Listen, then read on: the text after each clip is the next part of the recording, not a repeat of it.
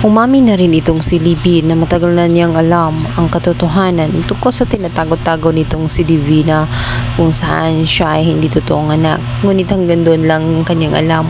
Wala na siyang ibang alam sa mga iba pang ginawa nga nitong si Divina. Halos mangyak-nyak naman itong si Sonia matapos malaman ang katotohanan na si Princess pala ang kanyang totoong apo at hindi si Libby.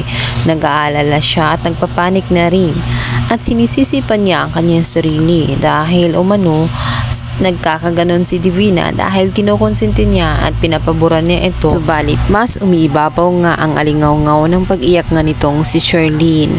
Sinabi niya na ang kanyang anak ay nasa panganib. Kailangan na nilang gumalaw at kumilos dahil natitiyak niya na may gagawing hindi maganda itong si Divina at wala siyang pakialam nito dahil sa katotohanan na hindi niya ito anak at alam din ni Divina na ito ay anak ni Charlene. Kaya naman papahirapan ni Divina ang kanyang anak. Nangangatog at nagmamadali na nga sila. Pinuntahan na nila agad ang area kung saan naroon nga itong si Princess.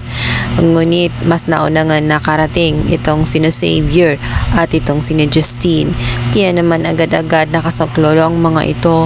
Ngunit muntik na ngang mawala ng hininga itong si Princess dahil na rin sa may hawak na baril itong si Divina. Ngunit nakinig pa rin ito at hindi agad binuto kay Princess.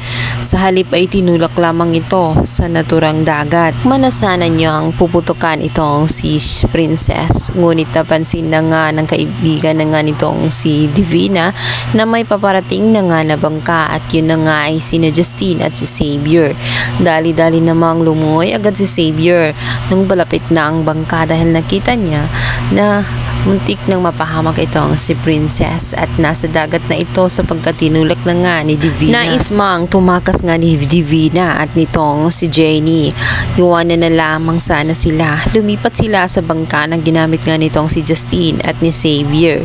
Subalit mamalasin naman sila sapagkat ang kanyang kasama na si Arnold ay lumangoy na palayo at sinave na ang kanyang sarili. Iniwanan na nga sila. Kaya naman nagpapanik na nga si Jenny at sinasabing paano na ngayon, paano sila mas makaalis sa naturang lugar na iyon.